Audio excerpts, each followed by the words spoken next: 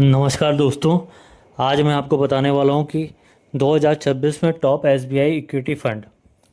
तो चलिए स्टार्ट करते हैं वीडियो में। तो सबसे पहला है SBI focused direct growth fund. ठीक है, तो अब मैं इस फंड के बारे में बताना चाहूँगा कि अगर आप एसबीआई इक्विटी फंड को चुनना चाहते हैं तो निवेश की अवधि कम से कम 5 से 10 साल हो सकती है। और सबसे बड़ी बात है कि ये एक 30 शेयरों में जो है निवेश करता है फंड। उसके साथ रिटर्न भी अच्छे होते हैं, लेकिन उसके साथ साथ उतार चढ़ाव भी बहुत अधिक रहता है। और एक रिपोर्ट जो आई थी एसबीआई की जानकारी के अनुसार इसका डायरेक्ट प्लान एक्सपेंस रेशियो 31 जुलाई 2026 को 0.84% था। हाँ, इस चीज़ को एक्सेप्ट कर सकते हैं कि इसका जो है एक्सपेंस रेशियो काफ़ी ज़्यादा है। तो कोई बात नहीं है, मैं आपको और भी फ़ंड दिखाता हूँ। जो मैंने चार्ट बनाया उसके मतलब मैं थ्रू समझाने की कोशिश करूँगा आपको कि कैसे मतलब कितने फ़ंड हैं जो आपको चूज़ कर सकते हैं, आगे आप इन्वेस्ट कर सकते हैं। तो चलिए चार्ट मैं उसको प्रेजेंट करता हूँ और उससे आप कंपेयर कर लीजिएगा कि कहाँ आपको कैसे इन्वेस्ट करना है। तो ठीक है, तो चलिए चार्ट को ओपन करते हैं। सबसे बड़ी बात है कि 4 फंड मैंने चुने हुए हैं एसबीआई फोकस्ड फंड।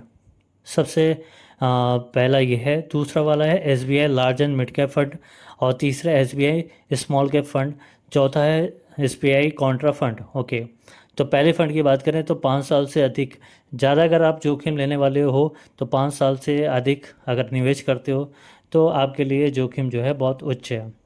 और सेकंड फंड की बात करें तो डाइवर्सिफाइड कोर पोर्टफोलियो 5 से 7 वर्ष के लिए अच्छा है। और तीसरे फंड की बात करें तो 7 से 10 वर्ष की अवधि के लिए बहुत अधिक जोखिम की क्षमता है। और एसबीआई कॉन्ट्रा फंड की बात कर रहे हैं अब तो मूल्य आधारित रणनीति पसंद करने वाले निवेशक के लिए इसमें भी जोखिम जो है ना बहुत उच्च है।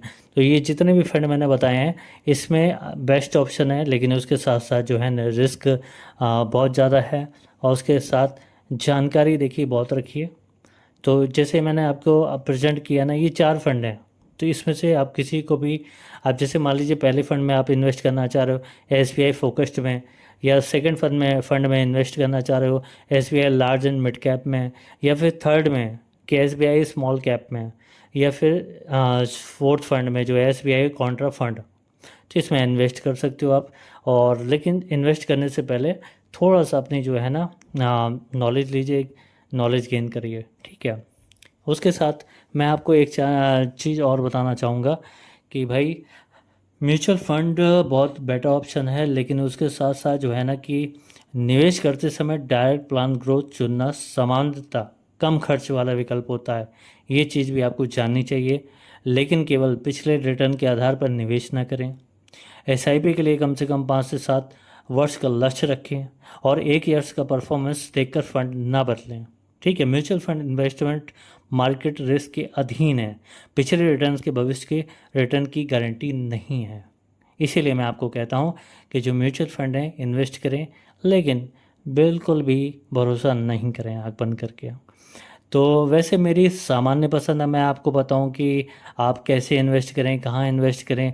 तो मैं आपको ये बोलना चाहूँगा, ये एक फ़ंड है आक्रामक निवेश SBI focused fund direct growth, और कोर के निवेश के लिए है SBI large and mid cap fund direct growth, और बहुत लंबी अवधि और उच्च जोखिम के लिए SBI small cap fund direct growth, और मध्यम जोखिम और वाले निवेशक के लिए केवल इक्विटी फंड ना चुनें, हाइब्रिड भी चुनें और इंडेक्स फंड भी देखें। साथ साथ जो है बस मैंने आपको बताया, समझदारी से आप अपने पहले उसको बैलेंस को अच्छे से इन्वेस्ट करें और बहुत सोच समझ के करें। एसबीआई म्यूचुअल फंड मैंने बताया ना शेयर मार्केट के और बाज़ार के अधीन है। तो प्लीज़ चैनल को लाइक एंड सब्सक्राइब करें। Thank you so much.